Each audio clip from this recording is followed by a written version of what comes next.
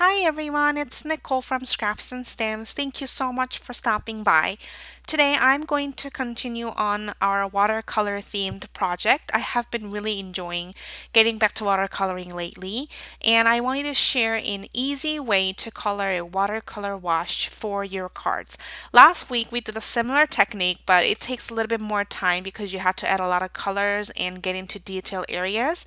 Today I'm going to show you a very simple way to create a wow result using some couple of watercoloring techniques and embossing powder. So I'm starting with the B Paper Company's 100% cotton watercolor paper. This is cold pressed, and I love the size because you can get two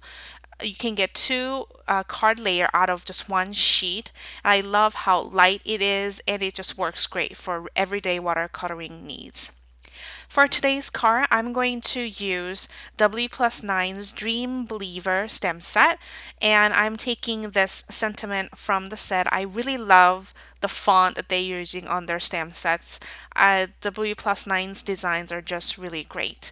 So I'm taking this Walt Disney's quote. It says, "If you can dream it, you can do it." I just thought this was a perfect sentiment and focal point for today's card.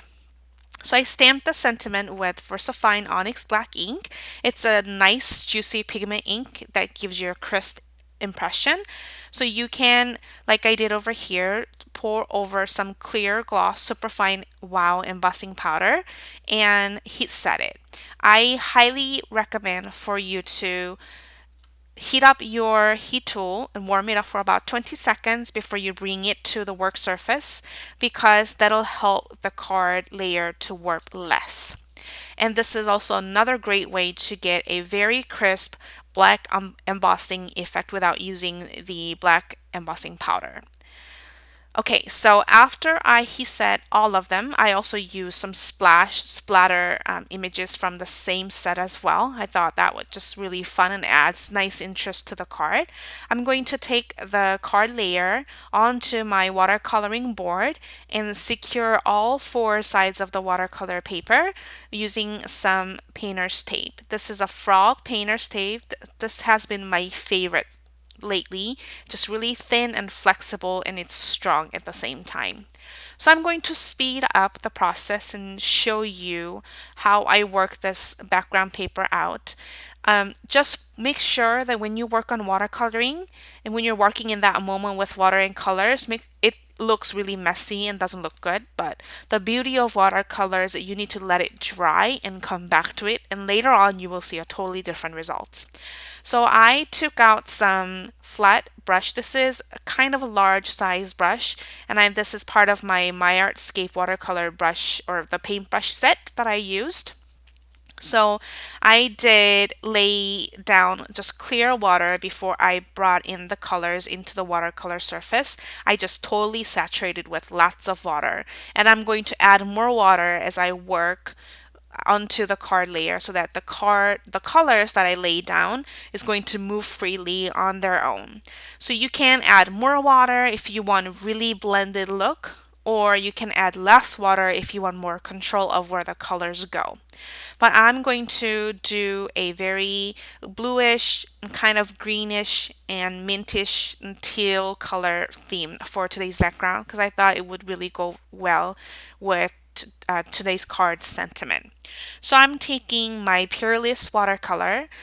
You saw this for my last watercolor project. I just been loving this as well, and it's really affordable and it lasts really, really long time. The small squares last you a very long time, and you just need a very little bit to put put the colors onto the watercolor paper because these pigments are very saturated.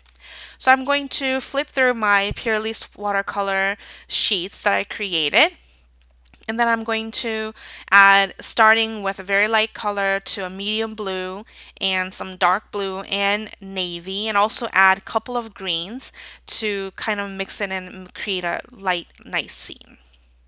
So you just, as you can see over here, you just let the water do the work for you, and you can kind of guide them to go into the direction that you want them to be. But I really am liking this blended look and splattered, kind of like a washed look. So right now it looks really horrible. and it doesn't look very great, but as watercolor dry, it's gonna dry lighter than what you're seeing over here, and it's gonna dry more smoother. So make sure to lay down colors a little bit more than you want. And you can go back to it and add more colors to the intensity you want. But since this is not a distress ink, it's going to be a permanent once it dries. It's not going to be reactivated if you add water later on. So I didn't add any more water. I didn't add any more color. I just let it dry for 15 minutes, and this is how it came out. So I'm going to lift up my painter's tape. Make sure you lift it towards your side so it doesn't rip any papers, but it just looks really, really soft, right? Even though I add a ton of colors, it still looks soft. So that's what I was meaning when I said it's going to dry really lighter and more smoother. So I'm going to attach my piece using some foam tape. I like to add lots of foam tape, especially onto the top portion and the bottom portion of the layer so that it doesn't warp and it lays flat, and make sure to add some in the middle as well. And then I use my Nina Solar Y 110 pound as my card base. And I wanted to add some finishing touches. So I'm taking some 6mm metallic silver sequins and 4mm clear sparkling sequins from Pretty Pink Posh. I'm going to drop a few of them to kind of let them be naturally placed, and then I'm going to take my multi-medium mat from Ranger or Studio, and then use my tweezer to pick up the sequins that are placed onto my card layer and add adhesive, and then bring it back to my place so that I can figure it out where I want to position it. These tweezers from EK Success is really nice because it's sharp and tiny, and you can easily pick up small objects with it. So that finishes the card for today. I hope you enjoyed today's card, and I encourage you to take out your watercolor mediums and brushes and create this simple wash, easy background. If you enjoyed the video, please give it a thumbs up and hit subscribe so that you can check out more videos from my YouTube channel.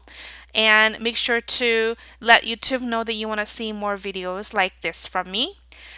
If you're interested in any of the product used on today's project, please click the description link below. You will be able to see a full supplies list and direct link for each items that you can shop for. If you're watching this from my blog, you can scroll down to the blog post.